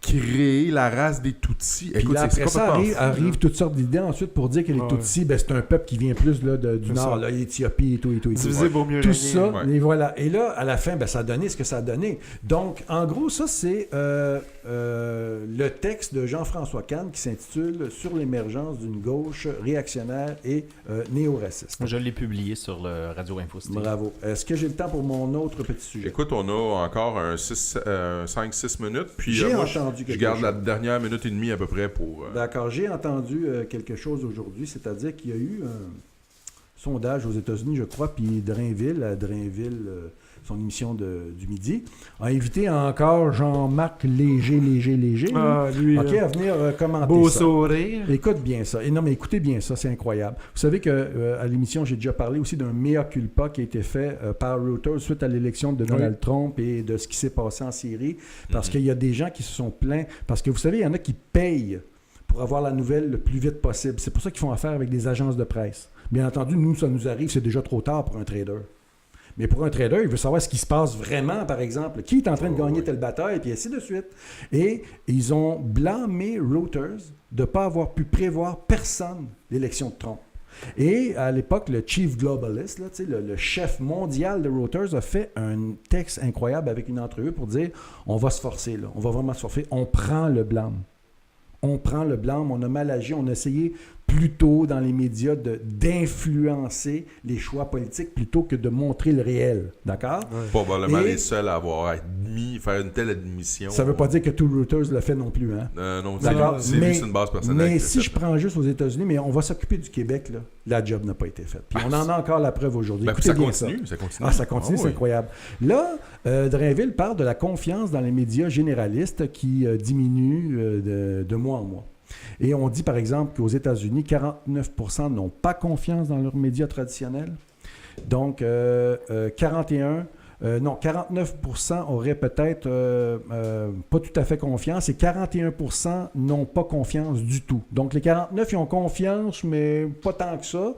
Mais il y en a 41 qui sont vraiment là, ils ont vraiment pas confiance. Ou c'est l'inverse. En tout cas, l'important pour moi, vous me corrigerez si c'est l'inverse, là, mais là-dessus, j'ai écrit quelque chose ici, mais c'est de mémoire que je le dis. Mais ce dont je me souviens. Je me suis dit, bon, ben là, il va inviter quelqu'un. S'il fait une ligne ouverte, je pense que je me tasse sur le côté et j'appelle. Incroyable, mais il n'a pas fait de ligne ouverte là-dessus, bien entendu, parce qu'ils vont manger une volée. Il n'y aurait pas moi qui appellerais pour dire les raisons pour lesquelles on n'a pas confiance aux médias. Donc, Jean-Marc Léger arrive, lui, à Drainville. Tout de suite, c'est la faute de Trump. Tout de suite, là, on ne fait pas le procès des médias. Là. On n'essaie pas de savoir pourquoi les Américains n'ont plus confiance en leurs médias. On dit, c'est Trump. Puis là, il dit, les médias ont beau le relever qu'il fait 5 ou 6 mensonges par semaine, puis dire fake news, puis envoyer donc. Puis là, ça a été tout le long de l'anti-trumpisme. Moi, je ne veux pas défendre Trump ici. Là. Ce que je veux dire par là, c'est que... il pleut dehors, puis c'est de la faute à Trump. C'est ça, c'est de la faute à Trump. Et là, on continue. Donc, là, quand même, il dit ceci. Il dit que CNN ont fait de l'anti-Trump. Ça, il était assez honnête là-dessus pour le dire. Il dit à CNN, mais là, ça ne nous touche pas, nous, au Québec. Donc, il dit CNN font de l'anti-Trump alors que Fox News fait du pro-Trump. Mais loin de faire un mea culpa, moi, je vous ai parlé du seul mea culpa que j'ai entendu depuis cette affaire-là. Il était à Reuters, puis j'en ai déjà parlé à la radio souvent. Mais ici, moi, je vais le faire. Hein? C'est-à-dire que ici au Québec, selon lui, tout va très bien, Mme la Marquise, si ce n'est que ce sont les réseaux sociaux qui augmentent l'impression générale que les nouvelles sont fausses. Autrement dit, il est en train de dire que l'impression que les médias, c'est de la merde, on va le dire de même, là, est renforcée parce que nous autres, là, sur Facebook, on met des fausses nouvelles. C'est ça qu'il a dit textuellement. Donc, on a des problèmes au Québec et au Canada, mais comme on ne se divise pas entre la gauche et la droite, comme aux États-Unis, qu'on est à l'extrême centre, hein, puis là, il parle de l'élection de Trudeau, qui le prouve, ben, il n'y a pas de risque ici de voir un phénomène, par exemple, comme Trump et blablabla, méchant procès des médias, et moi, je vais le faire. Et ça, c'est Jean-Marc Léger. Là. Jean-Marc Léger. De toute façon, lui, il travaille pour sa compagnie. Ben, bien entendu. Pour les médias en général aussi. Oui, mais non, mais je veux dire, il est quand même... Ben oui, mais il travaille, il fait son gagne-pain avec les médias, il n'est pas pour aller... Donc, mais moi, je vais le faire, le procès des médias. Tu mords pas à main qui te nourrit. Voilà. Exactement. Mais moi, je vais le faire, le mien de procès, puis c'est pas la première fois que je vais le faire. L'élection de Trudeau, ça a été encore là, planifié depuis très longtemps. D'accord? Radio-Canada et Consort les premiers. Même les émissions d'humour ont participé à ça sciemment. D'accord? Sciemment. Ben écoute, à Radio-Can, c'était seulement Trudeau qui parlait. C'est ça. La publicité, c'était seulement le Parti libéral. Là, je mets là-dedans. Il y a eu un revirement, par exemple, parce que si tu te souviens... vers la fin, quelques semaines avant la fin. Au mois d'août, jusqu'à la dernière semaine de septembre, c'était le NPD, c'était Mulcair. Et là, et la presse backait le NPD et subitement, fin septembre, il y a un move qui est fait par le NPD qui déplaît, j'imagine, à l'establishment. Mais c'est pour ça que je te dis. Et là, la presse a servi d'abord. Mais quand tu fais vraiment l'historique, tu le vois très bien que ça se prépare bien d'avance dans les TV Hebdo, puis en Ouidon, puis les revues. Là. Puis ensuite, Radio-Canada, ça commence justement par les émissions non sérieuses. D'accord? Ensuite, ce qui se passe, tu as la couverture du conflit syrien, anti-russe, puis on le voit encore aujourd'hui avec la preuve. Radio-Canada, ça a été écœurant. Moi, je me souviens d'être sur le divan et dire « Ah, le méchant Bachar al-Assad vient de gazer son peuple. » C'est pas vrai.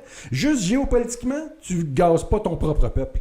Oui, d'une part, puis je veux dire, c'était quoi l'avantage? C'était en train de se placer à ce moment-là. Et maintenant, on le sait que si jamais il y en a eu une attaque chimique, ça vient des djihadistes. Mais ça, motus et bouche coudue du côté des médias. Donc, toute la propagande de guerre, mensonge et blocus complet de tous ceux qui ne pensent pas correctement, c'est ça qui, à la longue, touche des gens comme moi en premier. Hein?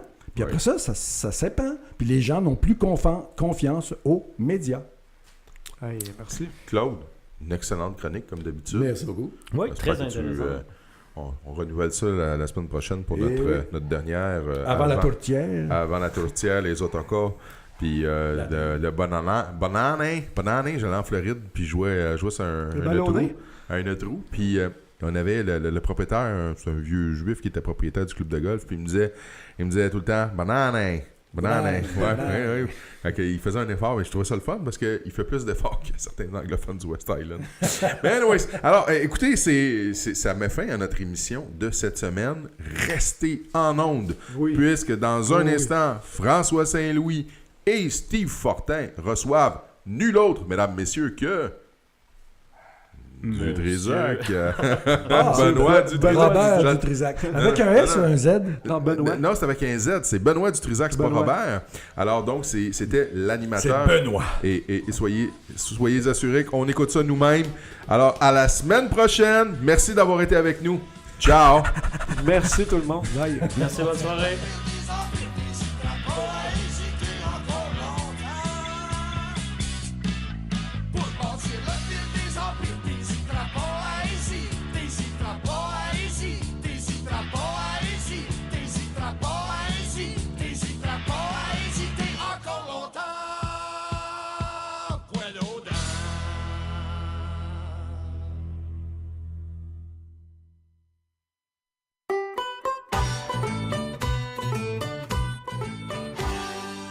Ici François Saint-Louis. Je vous attends ce soir à 21h pour votre édition du Journal du Soir. Au menu, les grands titres du jour en votre compagnie. Venez nous faire part de votre opinion sur notre ligne ouverte. Je vous donne donc rendez-vous en fin de soirée sur radio-infocité.com.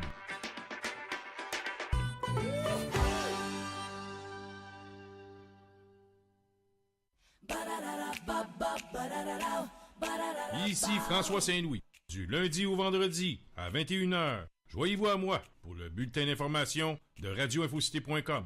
Tout peut y passer. Sport, politique, sexe et pâté chinois. Le Journal du Soir est votre rendez-vous en fin de soirée sur radioinfocité.com.